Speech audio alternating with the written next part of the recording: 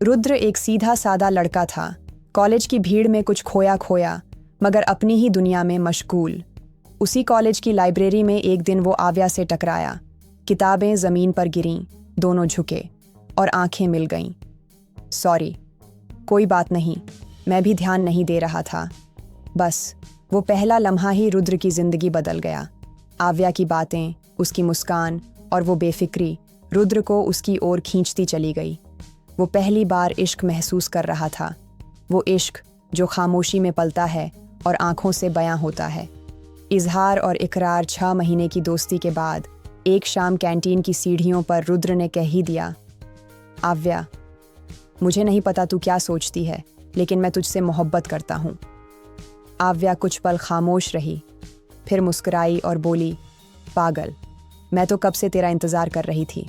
उस दिन के बाद उनकी मोहब्बत का हर दिन एक कविता बन गया, एक अधूरी मगर खूबसूरत कविता। मोहब्बत के दिन वो बारिश में भीगना, लाइब्रेरी में छुपकर एक दूसरे को देखना और देर रात तक कॉल पर वही बातें दोहराना, तू मेरी है और तू मेरा सब कुछ। आव्या की उंगलियां रुद्र के बालों में चलतीं और रुद्र का दिल धड़कने लगता। कभी कभी वो कहती, अगर मैं तुझसे दूर हो गई तो?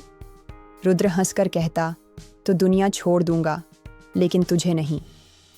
काश इश्क सिर्फ लफ्ज़ों में रहता तो शायद टूटता नहीं। एक नई सच्चाई कॉलेज के बाद दोनों की राहें थोड़ी बदलने लगीं। रुद्र को मुंबई में एक जॉब मिली और आव्या ने मास्टर्स के लिए दिल्ली जाना तय किया। वो कहते हैं ना, दूरी सिर्फ फासले नहीं लाती, शक भी साथ लाती है। धीरे धीरे आव्या का व्यवहार बदलने लगा। कॉल्स कम होने लगीं, जवाब टलने लगे और एक दिन, रुद्र, मुझे तुमसे कुछ ज़रूरी बात करनी है। हाँ, बोल।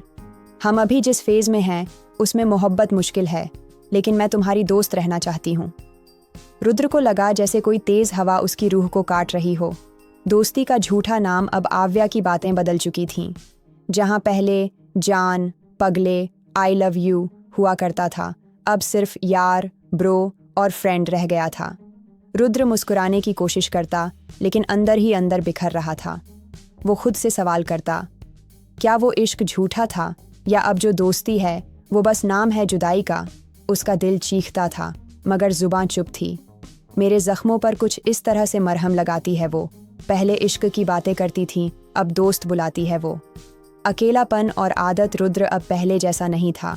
ऑफिस जाता, काम करता, लेकिन घर लौटते ही दीवारें बोलने लगतीं। उसकी रातें अब शराब के साथ बीतने लगी थीं। न नशा आव्या को भुला सका, न आंसू कम हुए। फेसबुक पर जब आव्या की